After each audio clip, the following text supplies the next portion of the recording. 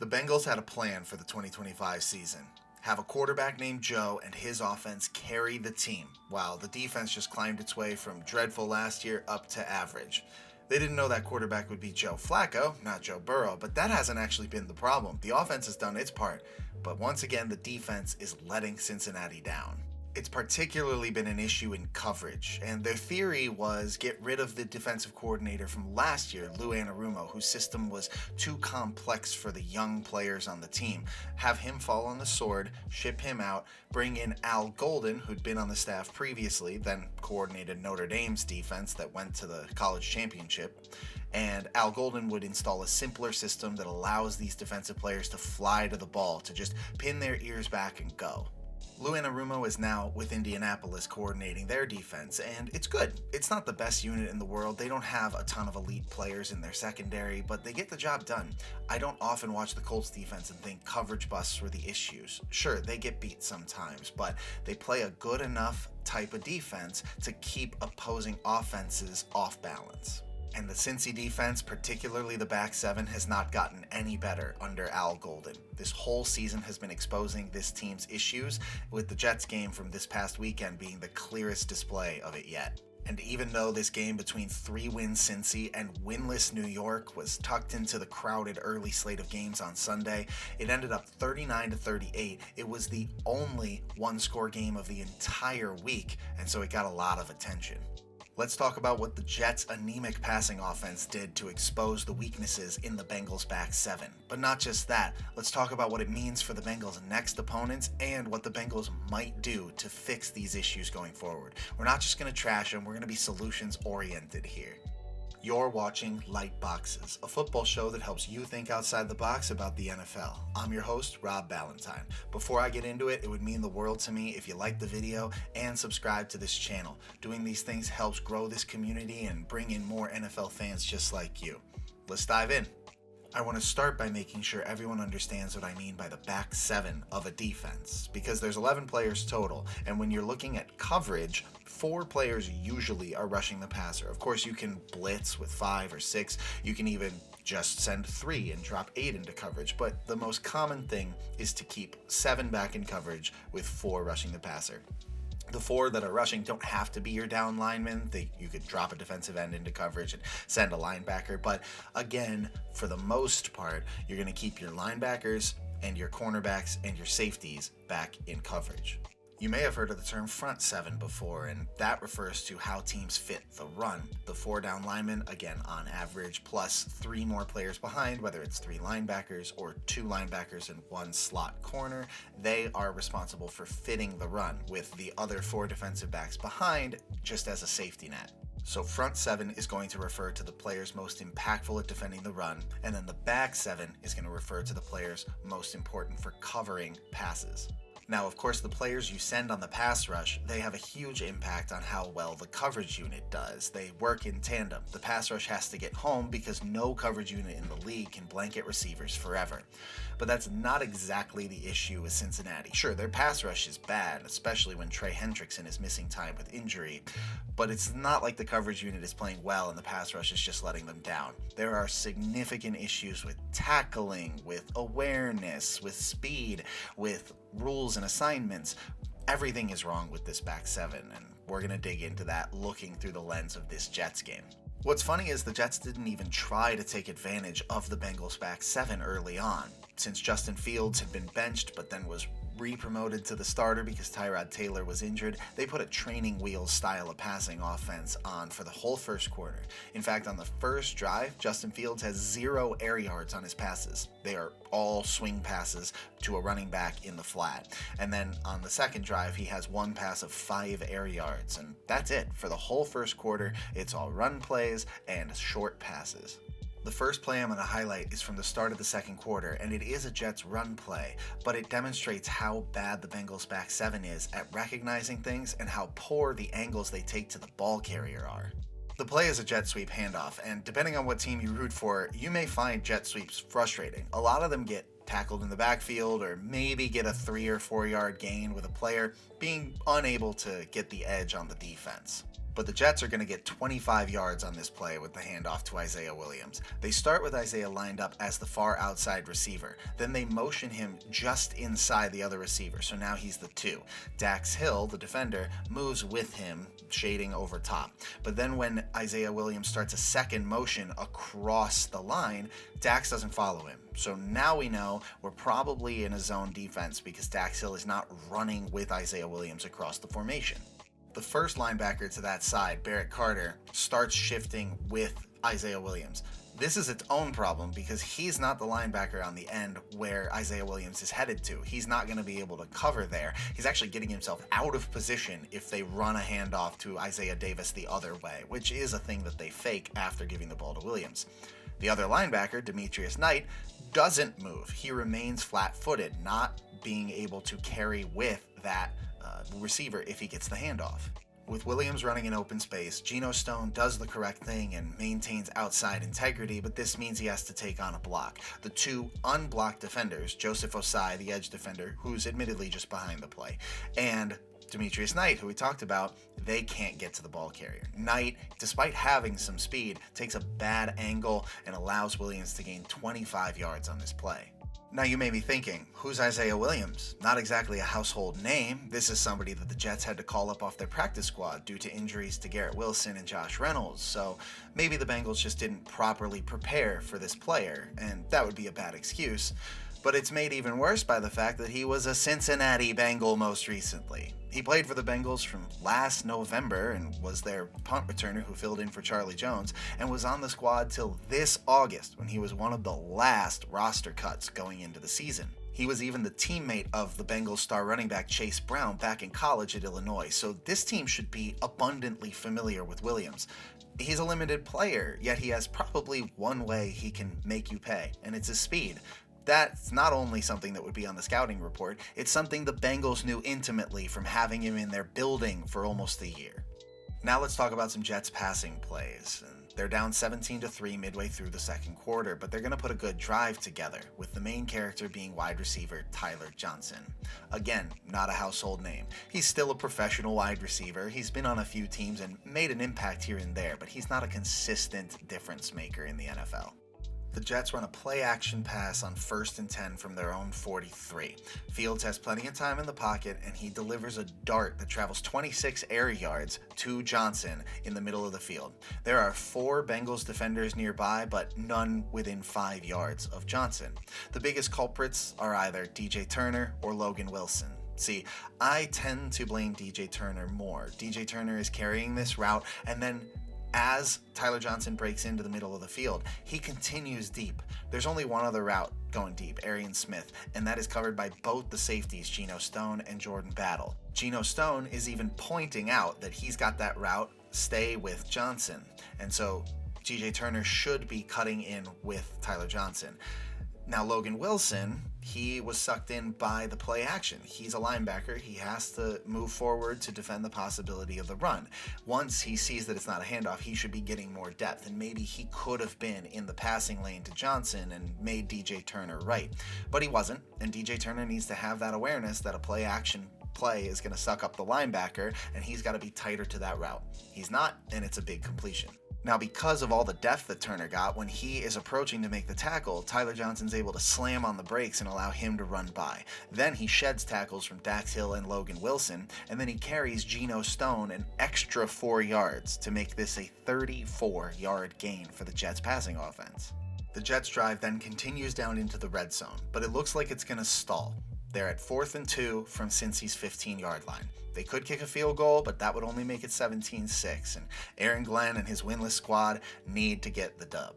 So the Jets are going for it. Fields is in the shotgun with running back Breece Hall on his left, but all 3 of the main receiving threats on this play are to the right. The Bengals decide to go with a cover 0 look, sending 6 rushers at the quarterback and the other 5 staying back in coverage. This play will end with a beautiful looping pass to the back of the end zone to Tyler Johnson for the touchdown, and I want to give credit to where it's due. This is a great throw by Fields, but there are huge issues with the coverage that allow this touchdown to be scored, but also would have allowed there to be a conversion no matter what. First issue, the Bengals coverage unit isn't set properly. Cam Taylor-Britt, right before the snap, is tapping Barrett Carter to move over because he's going to guard Mason Taylor. Because of this, he might fire off the ball a little late, and when he's going to cover Mason Taylor in the flat, he gets caught up in the traffic that Tyler Johnson is causing with his deep route. This route was open, so even if they don't score a touchdown, they've got Mason Taylor in the flat, no problem. The second issue is just Dax Hill's coverage on Tyler Johnson. He has no faith that the Jets are going to try a shot to the end zone here, and honestly, I don't blame him for that. That's not what the scouting report would give you here, but he's still flat-footed and just gives Johnson a free release to the back corner. Again, somewhat forgivable because you expect the Jets to just try a play to the sticks, but you can't be that overcommitted, and you can't be that slow to recover once you see Tyler Johnson going over the top.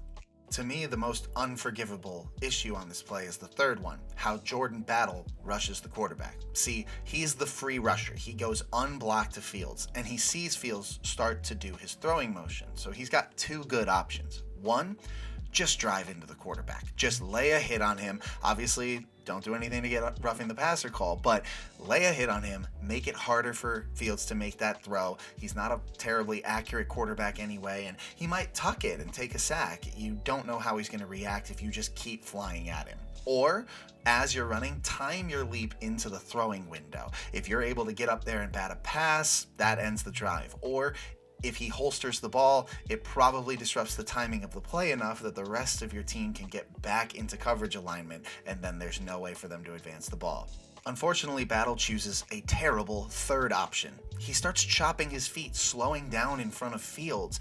I get that Fields is a rushing threat, but most of the routes are to the sticks. You know this is cover zero. You know people are coming in. You have to trust that the rest of your team is going to get him if he makes you miss. But he chops his feet, and he ends up doing like this really weak contest of the pass. I kind of think of it in basketball when your player receives a pass and you're trying to get connected to him again, but he goes up with a shot quicker than you expect, so you kind of chop your feet and then you're just like, a little weak contest instead of actually jumping and flying at the ball. That's what it looked like, and that was not enough to stop Fields from making a great pass to Tyler Johnson for the touchdown. It's just such a lack of awareness of how cover zero works and what your role is if you're the free blitzer. Lay a hit on him or jump really high into the passing window. Don't just break down at that spot and give Fields a chance, an extra half second to make that play. On to the second half, and the Bengals offense is cruising. They still are maintaining a 2-score lead throughout this game. It's 38-24 with 8:41 left. And this is the first of two coverage busts that end up deciding the game in the Jets' favor. It's 4th and 1. If this drive is stopped, the Jets' hopes will be on life support. But they're going to pick this one up from about midfield.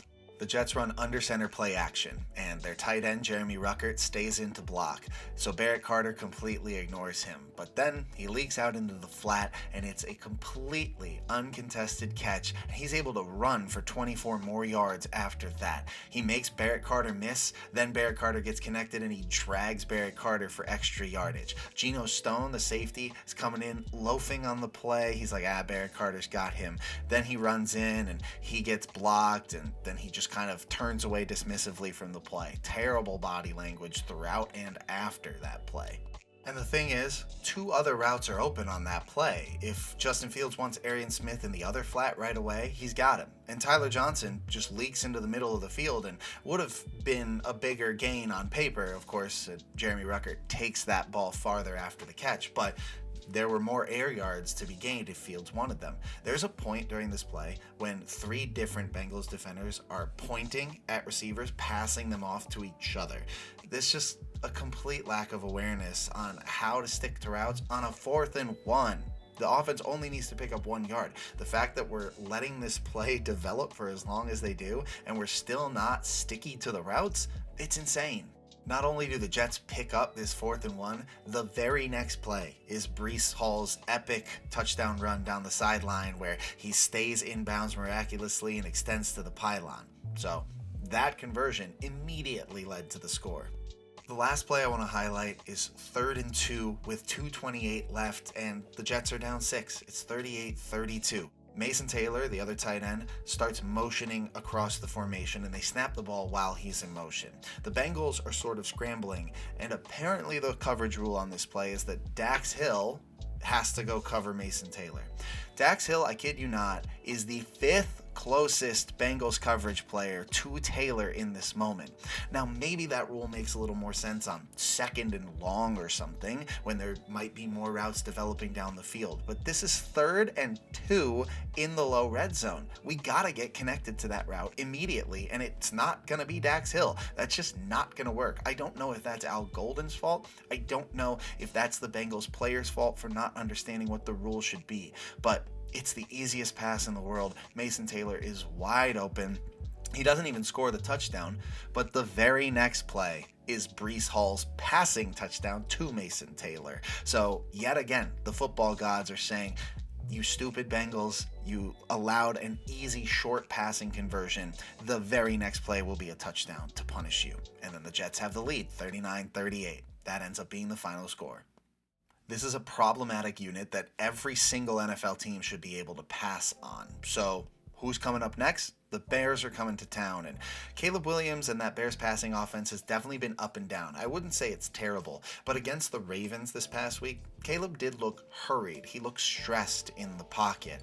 He needs to look calm against this Bengals defense, and he needs to just completely dice them up. It should be a big confidence booster for the Bears, because the following week they go up against the Giants. The Giants also have a flawed secondary, but they do have an excellent pass rush, so Caleb needs to build a couple of wins where it's easy going for him against the Bengals, then against the Giants. It might not be as easy in the pocket, but there should be options to deliver the ball downfield. Hopefully stacking those can help the Bears get their season back on track after an embarrassing loss to the Ravens.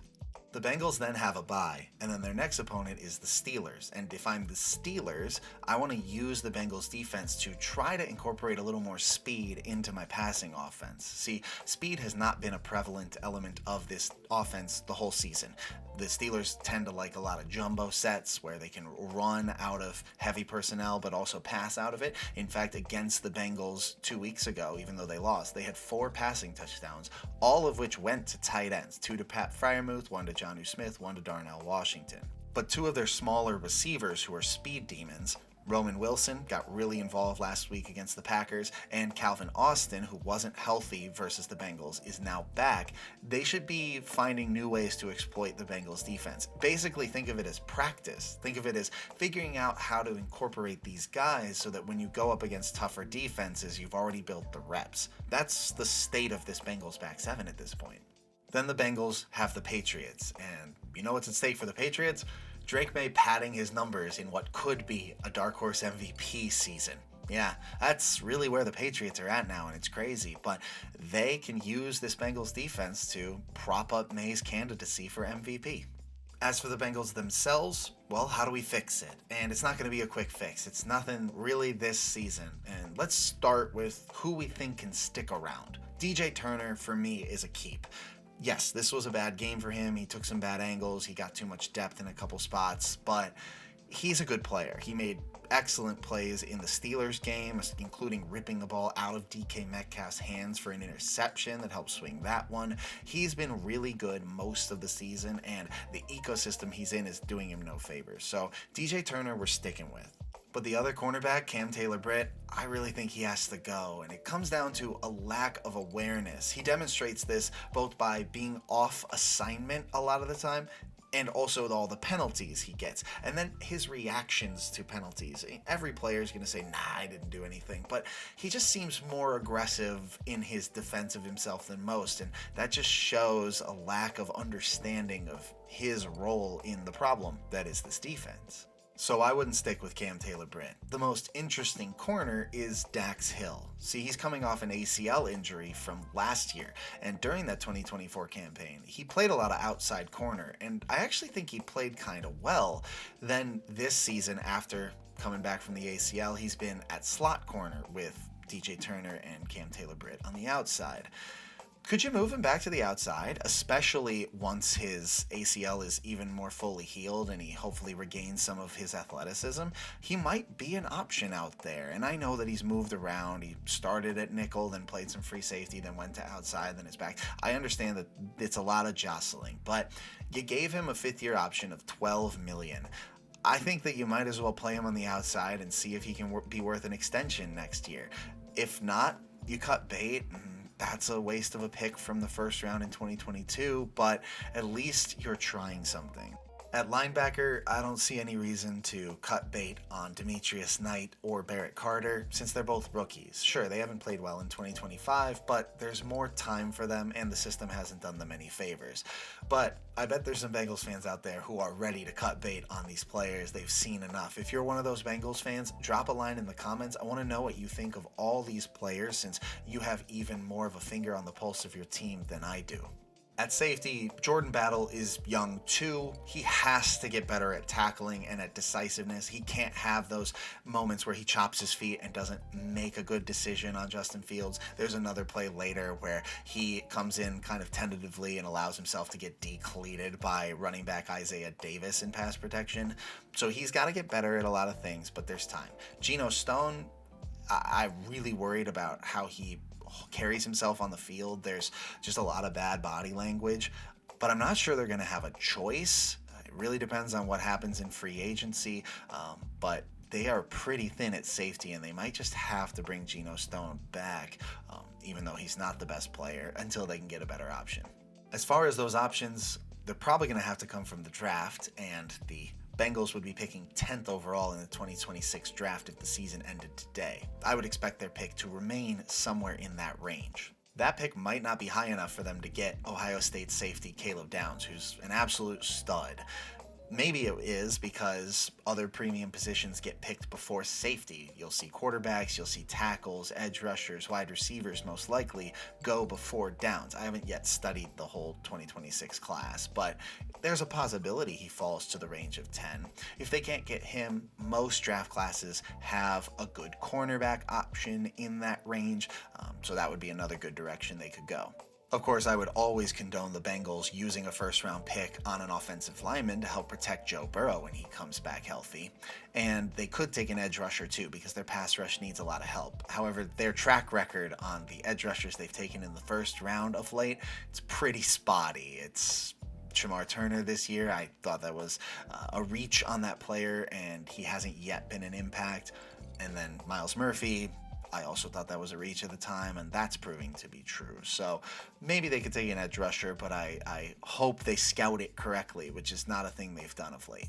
If they don't use the first round pick on a defensive back, they have to take multiple stabs at the position in the later rounds. And we've seen this work. Now, we've seen teams double up with their first and second round pick like the Eagles did a couple years ago when they took Quinyon Mitchell and Cooper DeJean. And both those players had a big role in getting that team over the hump and winning a Super Bowl. But plenty of teams do it with later picks too. In this most recent draft, 2025, the Falcons took Xavier Watts in the third round and then took Billy Bowman in the fourth round. Both of those safeties are making an impact as rookies. And the Chargers did it in 2024. They took two cornerbacks consecutively. They took Tareeb Still, then Cam Hart. Both of those players have been serviceable pieces on their defense. And in free agency, there aren't any cornerbacks that stand out to me as a great option for them to sign. But at safety, I like Jalen Thompson maybe leaving Arizona and coming over to Cincinnati. He's the second safety in that system behind Budda Baker, so the Cardinals might not be as eager to pay him, especially if the Cardinals season continues to go off the rails and they decide to part ways with head coach Jonathan Gannon. Maybe the new coach comes in and doesn't want to prioritize their second safety as to how they spend their money. So Jalen Thompson could be on the market, and he would be a great addition for the Bengals. As far as Al Golden's role, it's completely wait-and-see mode. He's got to get his unit putting out some better tape in the second half of the season. Otherwise, he might have to go. He might have to be a one-and-done defensive coordinator. There are other coaches, especially ones with NFL experience, who might be able to call a more sound defense. Because sure, Al Golden doesn't have elite players right now for the most part, but it can't look this messy. That still has to fall at the lap of the coach. Hopefully fixes like these are able to get the Bengals back seven on track, because right now, coverage woes are an anvil that weigh the Bengals down and keep them from reaching their ultimate ceiling. This offense is incredible. Even with Joe Flacco, it's a great unit. So when Joe Burrow comes back next year, they need to have figured out the back seven if they have any hopes to compete. That's this week's deep dive. I hope you found it interesting, and if you've enjoyed this video or any of my others, it would mean the world if you click like and subscribe. I want to grow this community and bring in more NFL fans just like you. This was Light Boxes. I'm Rob Ballantine. Thank you so much for watching, and I'll see you soon.